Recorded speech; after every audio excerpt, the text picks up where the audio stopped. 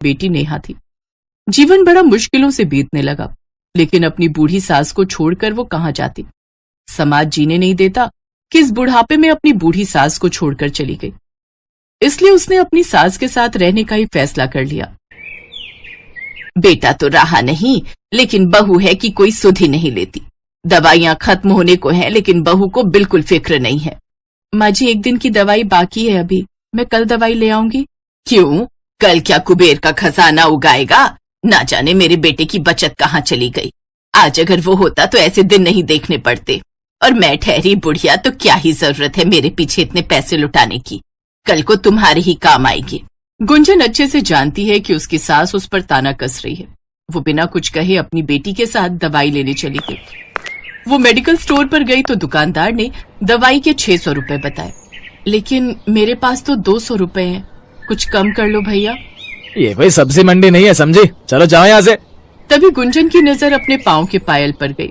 भैया, ये पायल तो 600 रुपए से ज्यादा की है, आप इसे रख लो और मुझे दवाई दे दो। फायदे का सौदा देख दुकानदार खुश हो गया और उसने वो दवाई गुंजन को दे दी। आज तो दवाइयां आ गई, लेकिन फिर 1 हफ्ते बाद वो दवाइयों के लिए पैसे कहाँ से आएंगे, ये सोच सोच कर गुंजन परेशान हो गई।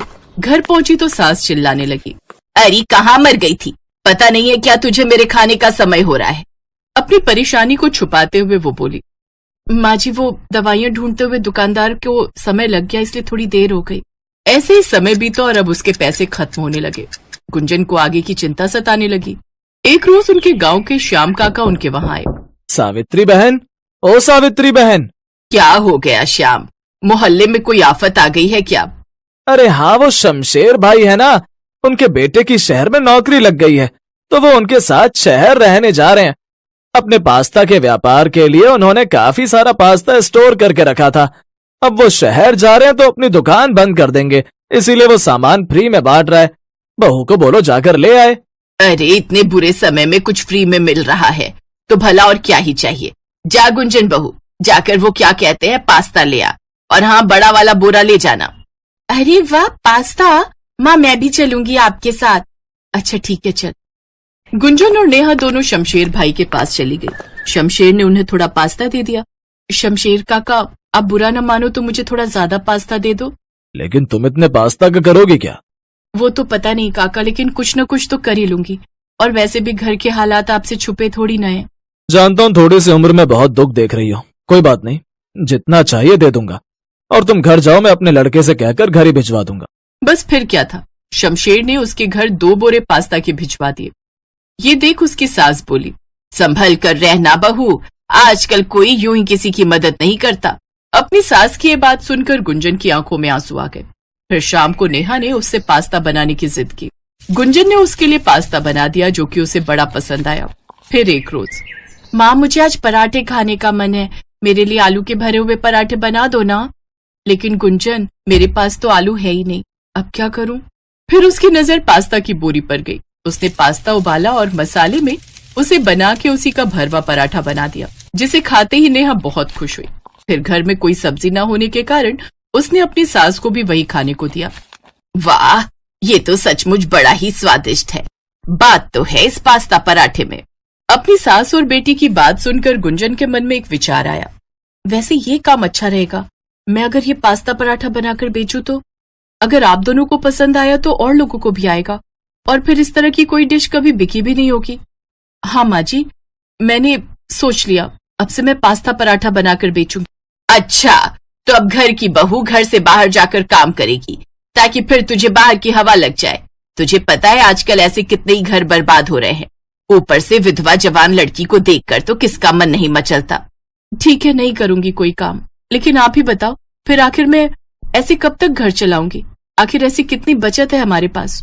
कुछ दिन में सब खत्म हो जाएगा तो मैं घर चलाने के लिए पैसा कहाँ से लाऊं? और दादी, आप जानती हो, आपकी दवाई लाने के लिए माँ को अपनी पायल तक बेचनी पड़ी। ये बात सुनकर सावित्री का मन भर आया और उसे अपनी गलती का एहसास हो गया। उसने कहा, क्या बहू, तूने मेरी दवाई के लिए अपनी पायल बेच दी? मुझे माफ कर दे बहू, जो मैं अपने हीरे जैसी बहू को पहचान नहीं पाई। बहू, अब तेरा जो मन करे वो तू कर, ये बुढ़िया तेरा पूरा साथ देगी। अपनी सास की बातें सुनकर गुंजन की आंखें भर आई। फिर दोनों सास बहू और नेहा सामान लेने बाजार चली गई। उन्होंने किराए पर एक ठेला लिया और उसमें पास्ता पराठे बनाकर बेचने लगी। आइए आइए, 20 रुपए में पास्ता पराठा खाइए, आइए आइए। तभी उसके पास कुछ ग्राहक आने लगे। पास्ता पराठा, ये तो पहली बार सुना है। अब खाकर तो देखो भैया, खाने में बहुत बढ़िया लगेंगे। ठीक है, 20 रुपए में क्या ही जाता है, लगा दो एक प्लेट। फिर क्या था, गुंजन ने जैसे ही उसे पास्ता पराठा खाने को दिया वो बहुत खुश हुआ। वाह, मजा ही आ गया। ऐसा करो, 4 प्लेट पैक कर दो। उस ग्राहक की बात सुनकर और लोग भी उसके पास आने लगे और इस तरह 4 घंटे में ही उसके सारे पराठे बिक गए। उस रोज की कमाई देख तो वो हैरान ही रह गई। पहले दिन ही उसने 2000 की कमाई की थी। अब वो हर रोज पास्ता पराठा बनाकर बेचने लगी। कुछ ही दिनों में उसका मुफ्त वाला पास्ता खत्म हो गया। तब वो बाजार से और पास्ता लाई और उसके पराठे बनाकर बेचने लगी। धीरे धीरे वो काफी मशहूर हो गई और कुछ समय बाद उसने खुद का एक ढाबा खोल लिया। अब उसके गरीबी के दिन खत्म हो गए और वो सब खुशी खुशी रहने लगे।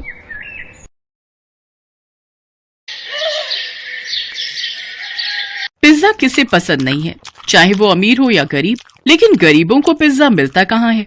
ऐसे ही विष्णु को पिज्जा खाने का बड़ा शौक था। उसने 18 साल की उम्र में पहली बार पिज्जा देखा था।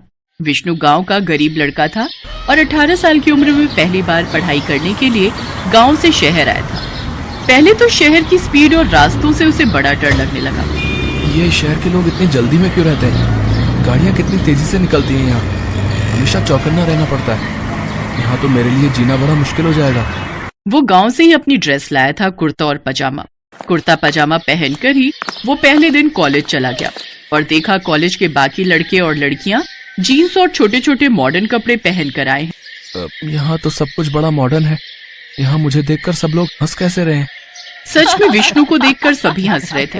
अरे देख देख, उस लड़के को देख, कैसे कुर्ता पजामा पहनकर कॉलेज आया है। गांव से आया है पक्का, गंवार है गंवार। विष्णु चुपचाप क्लासरूम में घुस गया और एक लड़के के पास जाकर बैठ गया। हेलो, मेरा नाम अभिनव है। मेरा नाम विष्णु है, मैं गांव से आया हूँ। हाँ, तुम्हें देखकर पता चल रहा है। क्लास शुरू हो गई। पढ़ाई खत्म होने के बाद सबको भूख लग गई। एक लड़की अभिनव के पास आई और बोली, चल अभिनव, खाना खाते हैं। हाँ चल। विष्णु, तू भी चल हमारे साथ। हाँ चलो चलो, मुझे भी भूख लगी है, दाल चावल खाते हैं। ये सुनकर पायल जोर से हंस पड़ी। कॉलेज में दाल चावल कौन खाता है गवार? पायल, ऐसे मत बोलो, बेचारा ऐसे ही घबराया हुआ है। तो फिर कैसे बोलूं? कुर्ते पजामे में गवार लग रहा है ये हमारे साथ जाएगा तो मैं नहीं जाने वाली हूँ खाने। पायल, ऐसे किसी का मजाक उड़ाना अच्छी बात नहीं है। तू ज्यादा ज्ञान मत दे। तुझे शौक है तो तू इसके साथ खाने के लिए जा, मैं किसी और के साथ चली जाऊंगी। चाहने वालों की कमी नहीं है। तेवर दिखाकर पायल चली गई। अभिनव ने विष्णु से कहा, विष्णु, तुम बुरा मत मानना, शहर के लोग ऐसे ही होते हैं। नहीं नहीं, हम गांव से हैं, सुनना तो पड़ेगा ही। चलो खाना खाते हैं। चल, आज मैं तुझे एक अच्छी चीज खिलाऊंगा। अभिनव विष्णु को पिज्जा शॉप में ले गया। विष्णु ने कहा, अब जो भी खिलाना है खिलाओ, लेकिन अंडा, मछली और मांस मत खिला देना भैया, हम शुद्ध शाकाहारी हैं। चिंता मत कर भाई, यहाँ वेज भी मिलता है। भैया, 2 पनीर पिज्जा देना। दुकानदार ने 2 पनीर पिज्जा दिया। विष्णु ने ऐसी चीज कभी देखी ही नहीं थी। अरे बाप रे, इतनी बड़ी गोल रोटी। हाँ मेरे भाई, इसे पिज्जा कहते हैं। पिज्जा, लेकिन हुआ तो वही ना, आटे की रोटी के ऊपर पनीर की सब्जी। हाँ, बात तो सच है। जो भी है खाकर देख कैसा लगता है। विष्णु ने पहला बाइट लिया और ऐसा लगा कि वो स्वर्ग में पहुंच गया। अरे वाह भैया, ये पिज्जा तो बड़ा ही स्वादिष्ट है। मैंने पहले ये कभी नहीं खाया। खाएगा कैसे, गांव में ये सब मिलता क्या है। बात तो सही है मेरे भाई, शहर में ही मिलता है ये सब, इसीलिए तो लोग शहर को इतना पसंद करते हैं। गांव भी बुरा नहीं है, वैसे मेरा असली घर गांव में ही है, लेकिन मैं बचपन से शहर में ही रहता हूं। पायल मेरी बेस्ट फ्रेंड है और इस कॉलेज की सबसे सुंदर लड़की भी है, इसीलिए उसे इतना घमंड है। जो भी हो, मैं तो अब से हर रोज पिज्जा ही खाने वाला हूँ। विष्णु को पिज्जा बहुत अच्छा लगा। वो और अभिनव बहुत अच्छे दोस्त बन गए। उसके बाद हर रोज कॉलेज के बाद वो दोनों पिज्जा खाने लगे। हर रोज तरह तरह के पिज्जा खाते खाते विष्णु पिज्जा का एक्सपर्ट बन गया। एक दिन कॉलेज के बाद अभिनव ने कहा, विष्णु, चल पिज्जा खा के आते हैं। हाँ तो चल मेरे हॉस्टल में, मैं बनाकर खिलाता हूँ। तूने बनाना भी सीख लिया? हाँ मेरे भाई, सब कुछ सीख लिया। समय के साथ साथ विष्णु शहरी तौर तरीके भी सीख रहा था। शहर के लोगों के जैसे बात भी करने लगा था। वो अभिनव को लेकर अपने हॉस्टल रूम में गया और आटा गूंथकर उसने पहले पिज्जा का बेस बनाया। उसके बाद उसके ऊपर टमाटर का पेस्ट लगाया। उसके ऊपर मशरूम, पनीर, कांदा और शिमला मिर्च डालकर कढ़ाई में ही बेक करने के लिए छोड़ दिया। 1 घंटे बाद पिज्जा बनकर तैयार हो गया। अभिनव ने विष्णु का बनाया हुआ पिज्जा खाया और वो हैरान रह गया। वाह मेरे भाई, तूने तो कमाल कर दिया। दुकान से भी अच्छा पिज्जा बनाया तूने। बचपन से ही माँ से खाना बनाना सीखा हूं। कुछ तो काम आ रहा है अभी। भाई मेरे पास एक आइडिया है। ये सब पढ़ाई वढ़ाई मेरी बस की बात नहीं है। मुझे बिजनेस करना है। कल कॉलेज में कल्चरल फेस्टिवल है, वहां हम दोनों पिज्जे का स्टॉल लगाते हैं। मस्त कमाई होगी। हाँ, चल चल, मुझे कोई एतराज नहीं है। अगले दिन दोनों ने कॉलेज में पिज्जा का स्टॉल लगा दिया और धड़ाधड़ पिज्जा बिकने लगा। तभी वहां पायल आई। अरे वाह अभिनव, तू भी इस देहाती के साथ रह के देहाती बन गया। गरीबों की तरह स्टॉल लगाए है। कोई भी काम छोटा नहीं होता पायल। पिज्जा बनाना कोई बड़ा काम भी नहीं है। पिज्जा बेचकर कितना ही कमा लोगे तुम दोनों। छोटे लोग, छोटी सोच। अब विष्णु ने जवाब दिया। अरे ओ मैडम, क्या छोटा छोटा लगा रखा है? अरे देखना, मैं दुनिया का सबसे बड़ा पिज्जा बनाऊंगा। दुनिया का सबसे बड़ा पिज्जा। अगर तुमने ये करके दिखाया तो मैं पूरे कॉलेज के सामने तुम्हारा पैर पकड़कर माफी मांग लूंगी। ठीक है, गांव का लड़का हूँ मैडम। हाँ, सरल हूँ लेकिन जिद्दी भी हूँ। अब देखो आगे आगे होता क्या है। हाँ। विष्णु और अभिनव रात को हॉस्टल आए। यार विष्णु, तूने चैलेंज तो कर दिया, लेकिन यहाँ दुनिया का सबसे बड़ा पिज्जा बनाएगा कैसे? यहाँ नहीं, अरे यहाँ लोगों का मन छोटा है यार। बड़ा काम करने के लिए हमें ऐसी जगह जाना होगा जहाँ लोगों का मन भी बड़ा हो। मेरा गांव। ये हुई ना बात। अगले दिन विष्णु अभिनव को लेकर अपने गांव चला गया और लोगों से सबसे बड़ा पिज्जा बनाने के बारे में कहा।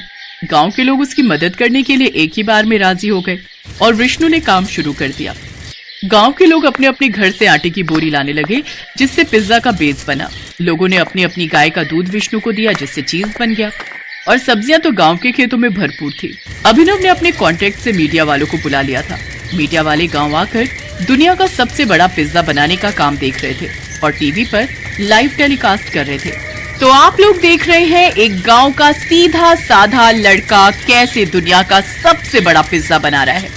देखते रहिए हमारे साथ, ये पिज्जा बनकर तैयार होता है या नहीं। लगातार 7 दिन मेहनत करने के बाद दुनिया का सबसे बड़ा पिज्जा बनकर तैयार हो गया।